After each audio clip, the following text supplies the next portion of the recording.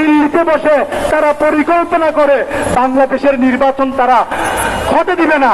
কিন্তু আমরা বলছি, আমরা যে কোনো প্রতিবাদ করে যে কোনো ভাবে আমরা বাংলাদেশের নির্বাচন অনুষ্ঠিত করবই। জুলাই যোদ্ধাদের, বিপ্লবীদের, এমপি প্রার্থীদের খুন করার মধ্যে দিয়ে এই বাংলাদেশে যে সুষ্ঠু নির্বাচন, এই নির্বাচন দমানো যাবে না। আমরা নির্বাচন করব, দুর্নীতিমুক্ত সমাজ গড়ব, সৎ দক্ষ দেশপ্রেমিক নাগরিকদের হাতে এই দেশকে তুলে দিব। সৎ দক্ষ দেশপ্রেমিক নাগরিকদের হাতে এই দেশকে তুলে দেওয়ার জন্যই আমাদের এই জুলাই যুদ্ধরা শহীদ হয়েছে।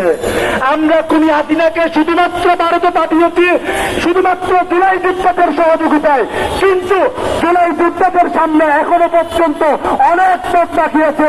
আমরা বলছি সামনে আমাদেরকে আরো পথ পাড়ি দিতে হবে, প্রয়োজনে আমরা আরো শহীদ হব, কিন্তু আমরা জুলাই বিক্রি হতে দেব না। একটা প্রজন্ম চায় কোনো না কোনো ভাবে তারা জুলাইকে স্বীকার করতে চায় না। জুলাইকে আপনি স্বীকার করেন আর না করেন, আমরা জুলাইকে বাংলার জমিনে অক্ষুণ্ণ রাখবো। আমরা জুলাইকে কোনো অবস্থায় কোনো পরিণতির মধ্যে দিয়ে আমরা জুলাইকে বেচতে দিব না। জুলাই বাংলাদেশে থাকবে, জুলাই সনদ থাকবে, জুলাইয়ের আকাঙ্ক্ষার